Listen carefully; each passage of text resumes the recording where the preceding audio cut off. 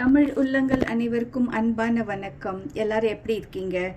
இன்னைக்கு நம்ம ஜோதிஸ் வலையொலியில் நம்ம பார்க்க போகிறது ஒரு தென்கிழக்காசிய உணவு. இது சம்பால். இது நிறைய உணவுகளுக்கு இது தான் அடிப்படை உரப்புக்கான காரத்திற்கான ஒரு பொருளாக இருக்குது. வாங்க இதை எப்படி செய்கிறதுன்னு வலையொலிக்குள்ளே போகலாம். சம்பால் செய்கிறதுக்கு நமக்கு தேவையான பொருட்கள் என்னன்னு பார்த்துருவோம். அதுக்கு தேவையான பொருள், ஒரு வெங்காயம் பெரிய அளவில் ஒன்று எடுத்திருக்கேன், 4 பூண்டு, சீவீட், இது அந்த கடல் பாசின்னு சொல்கிறோம் இல்லையா, அதுவும் இது தேவை. அப்புறம் பாண்டான் இலைகள், அப்புறம் மஷ்ரூம் சீசனிங் பவுடர் இருக்குது, இதுக்கு பேர் உமாமி பவுடர்னு விற்கிறாங்க, இதுவும் சேர்க்கணும். அதுக்கப்புறம் ஒரு கட்டி வெல்லம், இஞ்சி, இதுதான் இதுக்கு தேவையான பொருட்கள். அது கூட முக்கியமான ஒரு பொருள் காய்ந்த மிளகாய். காய்ந்த மிளகாய் நீங்கள் எவ்வளோ வேணாலும் எடுத்துக்கலாம். இன்றைக்கி நான் ஒரு கைப்பிடி அளவு காய்ந்த மிளகாய் எடுத்து தண்ணியில், நல்ல கொதிக்கிற தண்ணியில் ஒரு 10 நிமிடங்கள் ஊற வச்சு எடுத்திருக்கேன். இதை எப்படி அரைக்கிறதுன்னு நான் காட்டுறேன். விதைகள் எடுக்கப்பட்ட மிளகாய், காய்ந்த மிளகாய், இதை ஊற வைக்கிறதுக்கு முன்னாடியே இந்த விதைகளை எடுத்துருங்க. இப்போ இது கூட நம்ம வெட்டி வச்சுருக்க வெங்காயம், பூண்டு, ஏற்கனவே இஞ்சி போட்டிருக்கேன், இடித்து வச்ச இஞ்சி இருக்குது. இது எல்லாத்தையும் நம்ம இப்போ அரைக்க போகிறோம். இந்த மாதிரி ஒரு நல்ல ஒரு பேஸ்ட் மாதிரி அரைச்சி எடுத்துக்கோங்க. ரொம்ப வெண்ணெய் மாதிரி இருக்கணும். இதை நம்ம இப்போ எண்ணெயில் போட்டு நம்ம வதக்க போகிறோம்.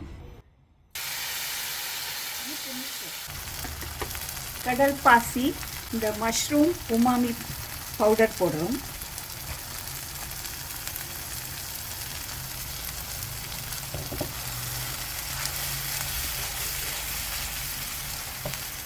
இந்த மிளகாய் சாந்துக்கு தேவையான அளவு உப்பு, இந்த பாண்டான் இலைகள், இது வாசனைக்காக அப்புறமா எடுத்துடலாம்.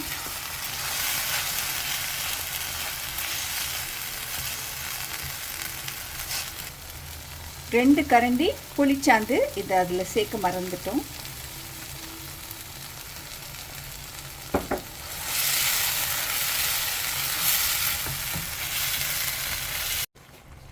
வெல்லம் ஒரு கரண்டி அளவு சேர்க்குறேன். அப்புறம் எண்ணெய் தேவையான அளவு நீங்கள் போட்டு கலந்துக்கிட்டே இருக்கணும். ஏன்னா அது நிறையா வேகிறதுக்கு நேரமாகும். கொஞ்சம் எண்ணெய் சேர்த்துக்கோங்க, தேவைப்பட்டால் எண்ணெய் சேர்த்துக்கோங்க.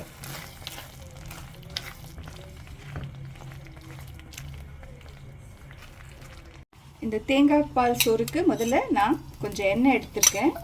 எண்ணெய் காஞ்சதும் வெங்காயம் போடுங்க. வெங்காயம் நல்லா வதக்கிக்கோங்க. நம்ம செய்கிற தேங்காய் பால் சோறுக்கும் இதுவும் நிறைய வித்தியாசம் இருக்கும்.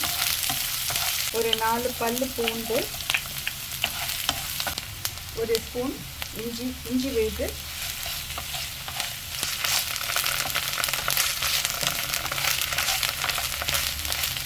ஒன்றரை கப் பாஸ்மதி அரிசி, நல்லா 5 நிமிடங்கள் கலைஞ்சி ஊற வச்சது.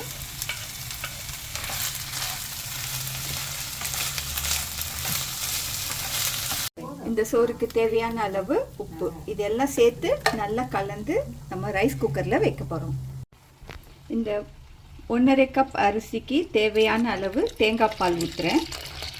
3 கப் தேங்காய் பால், தண்ணி 2 கலந்து இதில் சேர்த்துருக்கேன்.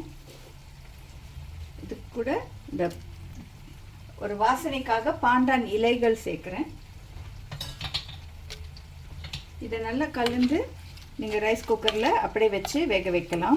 ப்ரெஷர் குக்கர் பண்ணுறவங்க ஒரு 3 விசில் வச்சிங்கன்னா இது கரெக்டாக இருக்கும். லெமன் கிராஸ் தண்டையும் சேர்க்குறேன். இது எல்லாமே ஒரு வாசனை கொடுக்கும். நம்ம இந்த தேங்காய் பால் சோறு செய்யும்போது இதெல்லாம் நம்ம சேர்க்க மாட்டோம்.